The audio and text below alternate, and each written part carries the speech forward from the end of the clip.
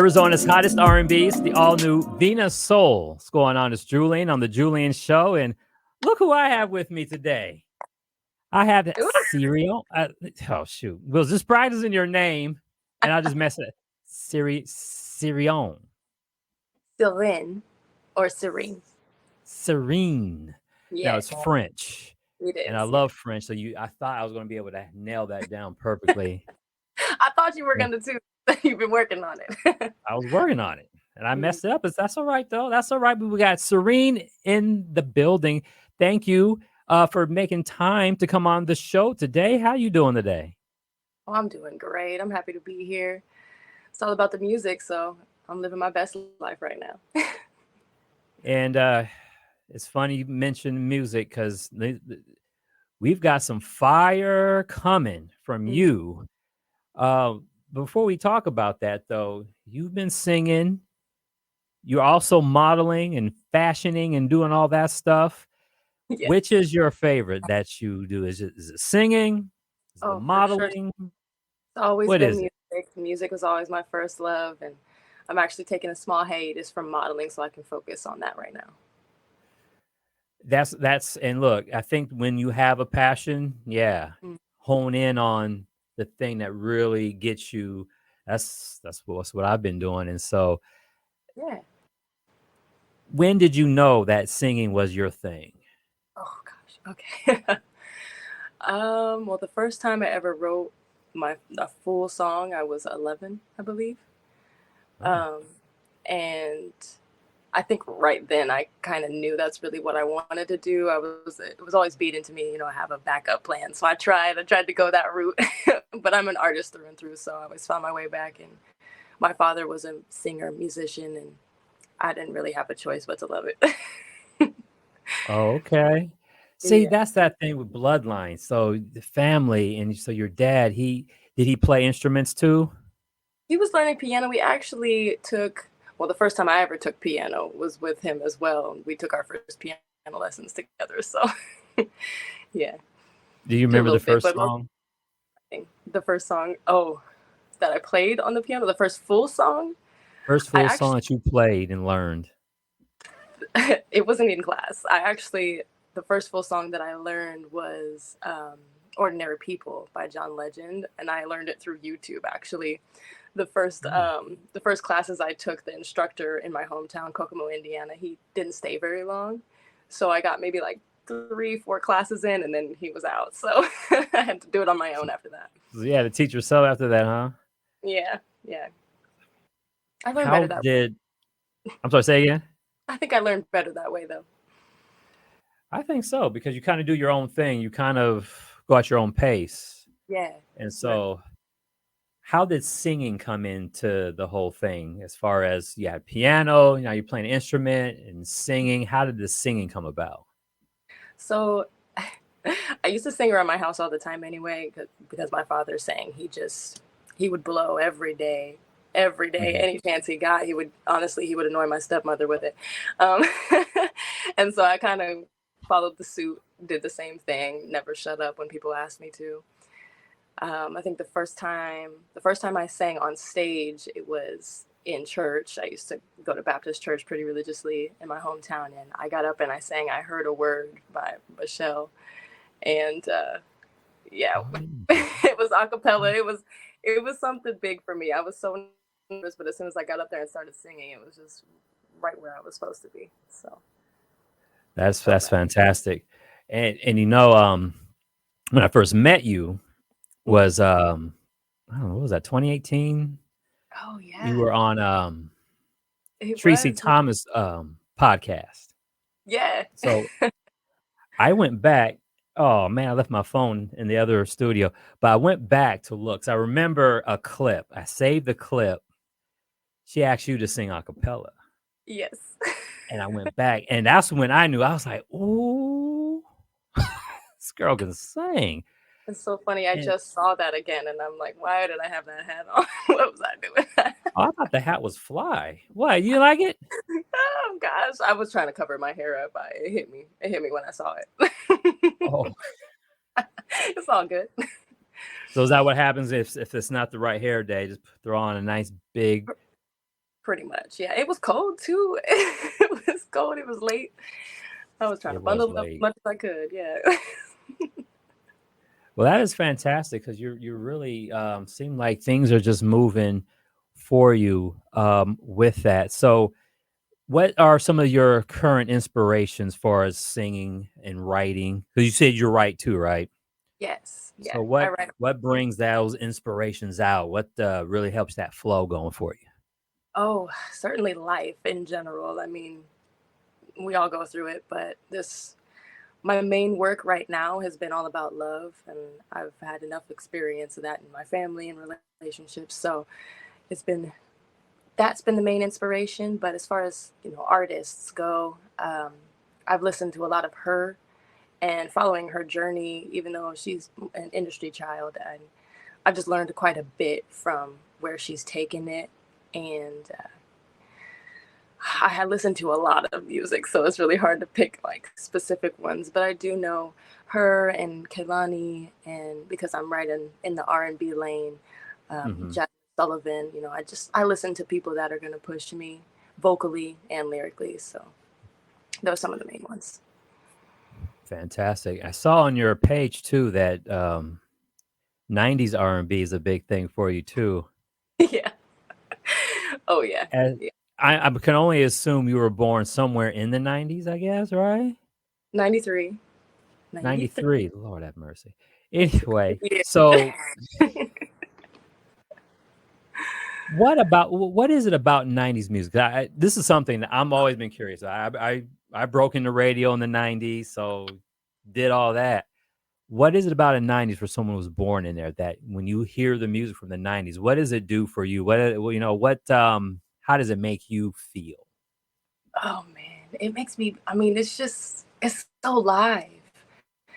Like, first of all, the '90s was like the breakthrough of technology, so everybody's optimism was at an all-time high, and I felt like the music really followed suit with that. There was just a feeling of partying and the depth of emotion in the music and the lyrics and the vocals. Mm. I I can't get enough of it. It just feels so rich to me. Yeah.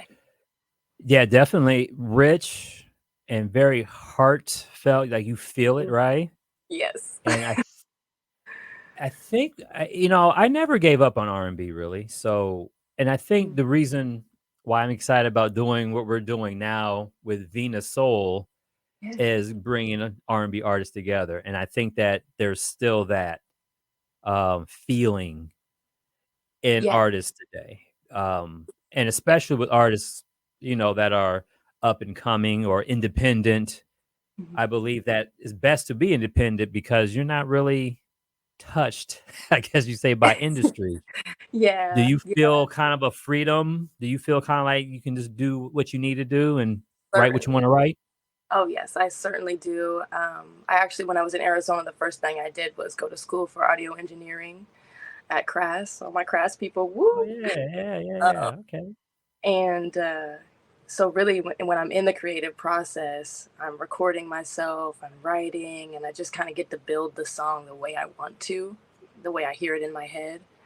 I know that you hear a lot of stories and interviews with people that are signed with labels, artists that are signed with labels, or um, they kind of have people that sit in the room and they'll kind of usher them in a certain direction, and it kind of, I don't want to say it taints the process, but if you're creative and you have a vision, I feel like it's best to let that come out first and then mold it after that, rather than it being touched like you said when you're trying to build it at first. Oh, exactly. And I just think that that's part of what may have derailed. I don't think R&B ever died, No. but maybe was derailed by just a little too much hands Yeah. on the artists and whatnot. Exactly.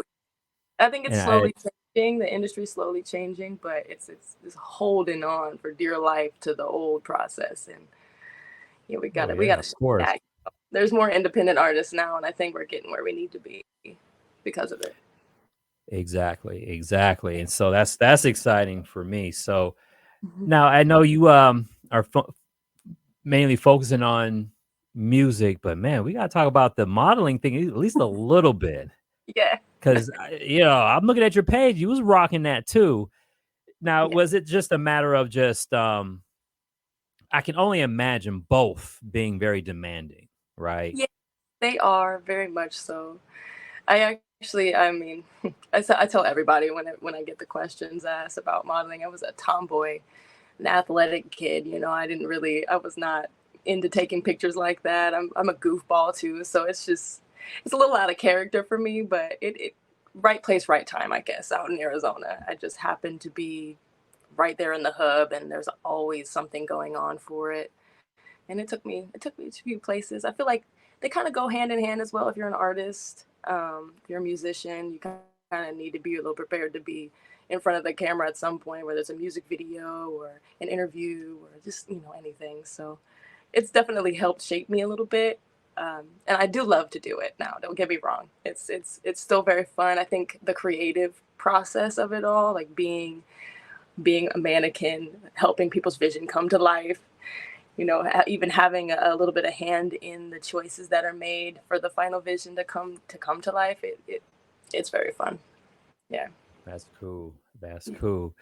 So now that we are now that you're focusing on your music now, you just told me that there is a big announcement Yes. that you want to make, and if you want to do it, we can do it right now. Do it right here on the Julian Show.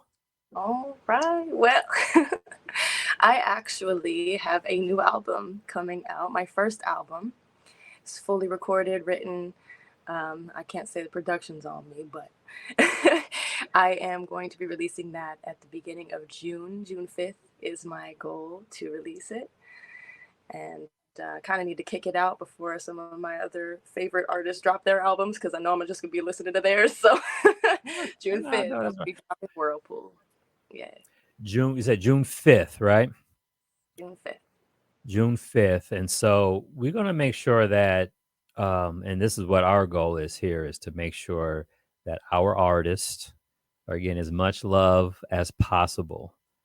Because I think it's so important to bring all this good music together and these great artists together. And so we'll definitely. Now, is there a name for the album yet?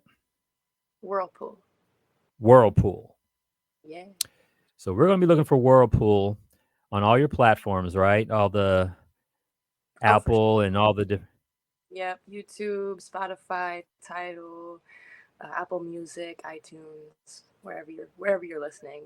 I put it on everything just in case. You never know what people's streaming services are. Yes, yes. So Yeah. there's people are everywhere and got to reach them. Hmm. Must reach them. So I want to talk about Undercover. Yeah. That's the is that single going to be on the album? It is. It is. Yep. That's my second single. My first was "That's My Baby." I released that in December. And this one, oh man, I've been getting a lot of good feedback from Undercover. I'm super excited to see where the song goes. I was going to say I had it playing over and over again, and I'm feeling it big time. And so Undercover, where did the inspiration come for that song? Oh gosh. Okay. So obviously, it's not just me in the track. My homeboy DeRay from Kokomo, Indiana. We both grew up there. He was actually one of the first people that I wrote and recorded with up there. It's amazing to see his growth. But whenever I go home, we always go to this little studio. It's called Ghost Studios with our homeboy Corey in his garage in the backyard. But it's a great studio, and every time we're in there, we just make magic. We were listening to some beats, and when this one came on, it just kind of felt like we were floating in water, just listening to it. And as we started talking through, we just broke it down and started thinking about, love and how it feels to really kind of dive deep with someone and uncover some things that may be a little bit hard. You don't really want to see, don't really want to learn, but you want to know that person and you want to love that person. So you have to get closer. Yeah. That's what. I'm gonna get that. I'm gonna have that right. Serene. I love that name. You told me a little bit about that. Where did that come from? So I've been called a siren for a long time. Honestly, my sister Sierra, she will say it to the end that I'm a siren. I just kind of influence people with my voice, with my words, with my presence. So, um, and I have a bit of German and French roots, so I decided to go with Siren, but in French. That's what Sirene means. So, Okay, and you say with that French accent. Say it again with that French accent. Sirene. Boom! I love it. I love it. Oh Well, I really thank you for making time to come on the show today. yeah, I'm happy to. And once again, June 5th, the full album is coming out. And what's the name of the album? Whirlpool. Keep an eye out for it. Catch this wave. World. All right. Once again, Sirene in the house. Thank you for coming by. Oh, thank you, Julian. I'm happy. Thanks. All right. Yeah.